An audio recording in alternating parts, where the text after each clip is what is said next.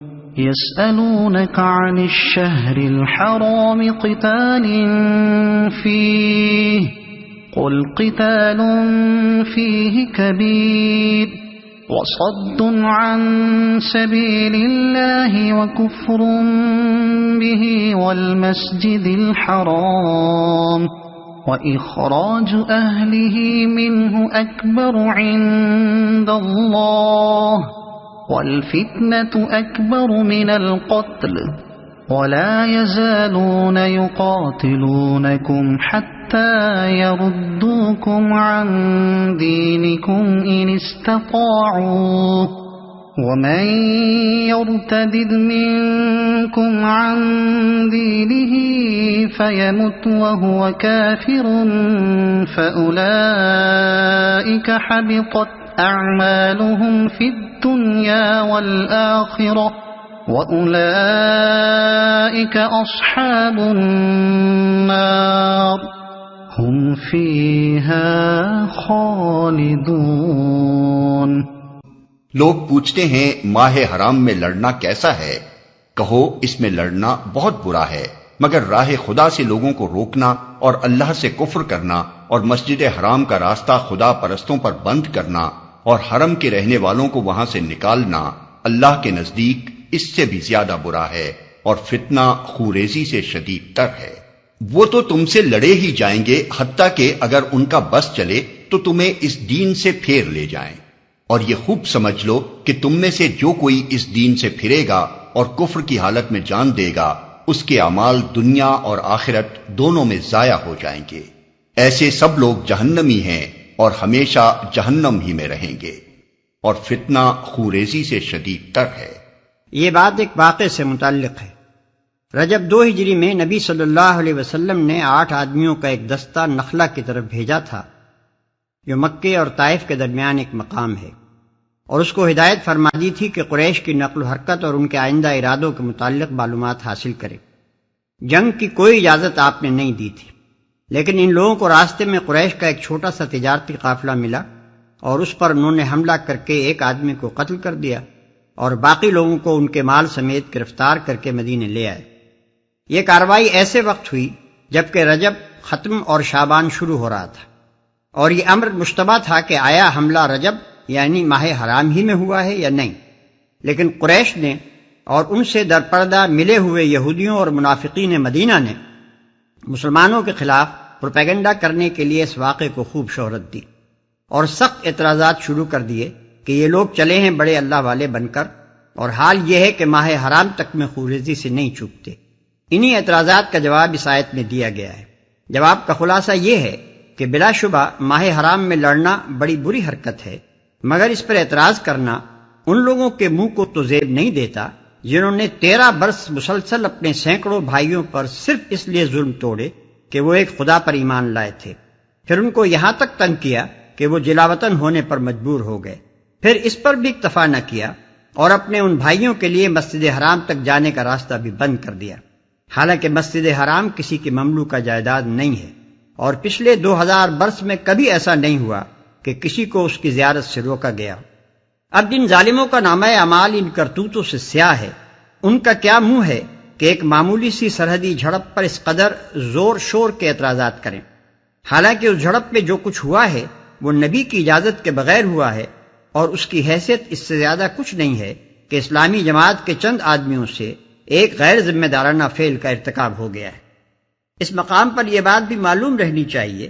کہ جب یہ دستہ قیدی اور مال غنیمت لے کر نبی صلی اللہ علیہ وسلم کی خدمت میں حاضر ہوا تھا تو آپ نے اسی وقت فرما دیا تھا کہ میں نے تم کو لڑنے کی اجازت تو نہیں دی تھی، نیز آپ نے ان کے لائے ہوئے مال غنیمت میں سے بیت المال کا حصہ لینے سے بھی انکار فرما دیا تھا، جو اس بات کی علامت تھی کہ ان کی یہ لوٹ ناجائز ہے۔ عام مسلمانوں نے بھی اس فعل پر اپنے ان آدمیوں کو سخت ملامت کی تھی، اور مدینے میں کوئی ایسا نہ تھا جس نے انہیں اس پر داد دی ہو، اور ہمیشہ جہنم ہی میں رہیں گے۔ مسلمانوں میں سے بعض سادہ لوح لوگ جن کے ذہن پر نیکی اور صلح پسندی کا ایک غلط تصور مسلط تھا، کفار مکہ اور یہودیوں کے مذکورہ بالا اعتراضات سے متاثر ہو گئے تھے۔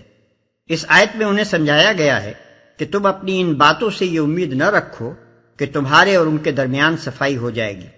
ان کے اعتراضات صفائی کی غرض سے ہیں ہی نہیں، وہ تو دراصل کیچڑ اچھالنا چاہتے ہیں۔ انہیں یہ بات کھل رہی ہے کہ تم اس دین پر ایمان کیوں لائے ہو اور اس کی طرف دنیا کو دعوت کیوں دیتے ہو، بس جب تک وہ اپنے کفر پر اڑے ہوئے ہیں اور تم اس دین پر قائم ہو، تمہارے اور ان کے درمیان صفائی کسی طرح نہ ہو سکے گی۔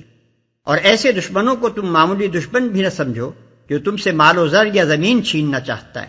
وہ کمتر درجے کا دشمن ہے، مگر جو تمہیں دین حق سے پھیرنا چاہتا ہے وہ تمہارا بدترین دشمن ہے، کیونکہ پہلا تو صرف تمہاری دنیا ہی خراب کرتا ہے، لیکن یہ دوسرا تمہیں آخرت کے ابدی عذاب میں دھکیل دینے پر تلا ہوا ہے۔ ان الذين آمنوا والذين هاجروا وجاهدوا في سبيل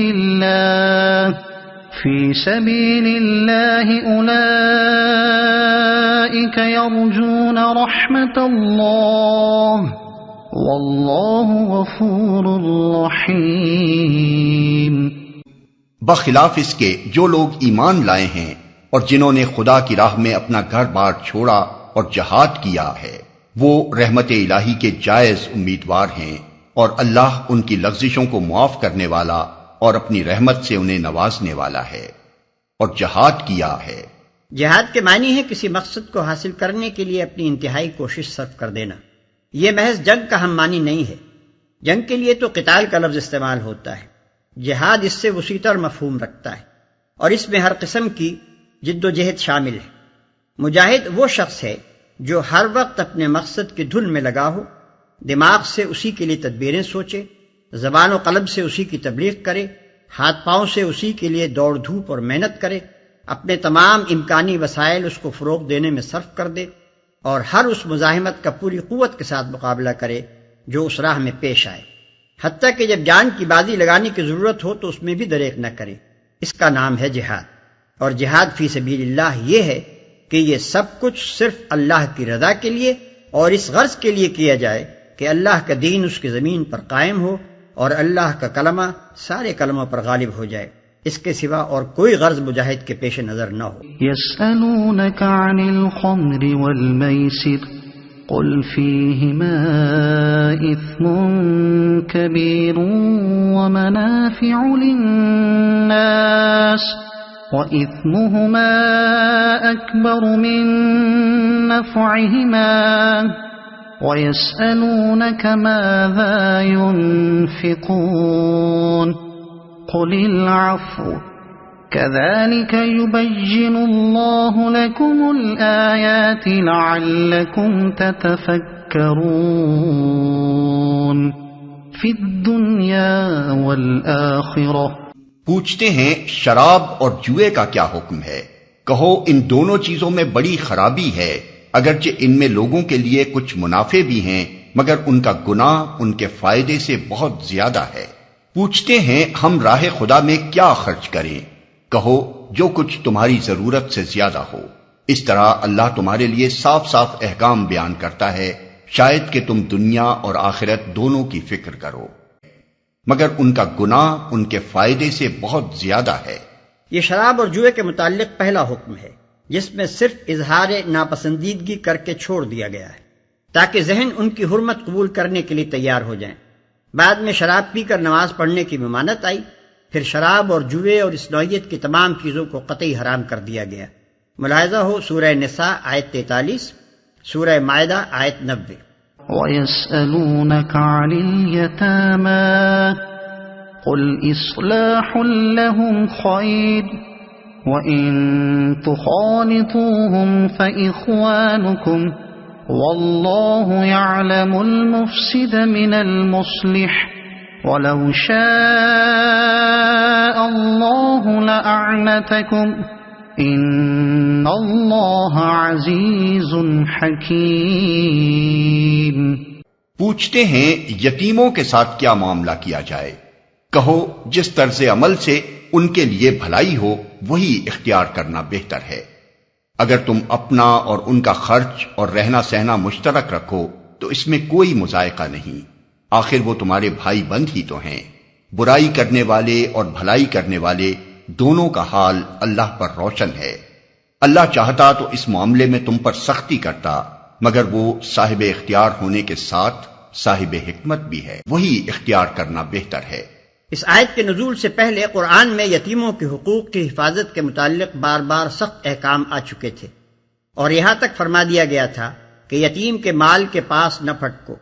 اور یہ کہ جو لوگ یتیموں کا مال ظلم کے ساتھ کھاتے ہیں وہ اپنے پیٹ آگ سے بھرتے ہیں۔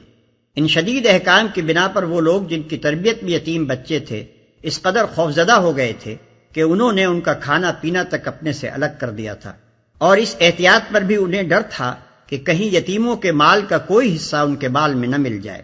اسی لیے انہوں نے نبی صلی اللہ علیہ وسلم سے دریافت کیا کہ ان بچوں کے ساتھ ہمارے معاملے کی صحیح صورت کیا ہے۔ وَلَا تَنكِحُوا الْمُشْرِكَاتِ حَتَّى يُؤْمِنَّ وَلَأَمَةٌ مُؤْمِنَةٌ خَيْرٌ مِّن مُّشْرِكَةٍ وَلَوْ أَعْجَبَتْكُمْ وَلَا تُنكِحُوا الْمُشْرِكِينَ حَتَّى يُؤْمِنُوا وَلَعَبْدٌ مُؤْمِنٌ خَيْرٌ مِّن مُّشْرِكٍ وَلَوْ أَعْجَبَكُمْ أُولَئِكَ يَدْعُونَ إِلَى النَّارِ وَاللَّهُ يَدْعُو إِلَى الْجَنَّةِ وَالْمَغْفِرَةِ بِإِذْنِهِ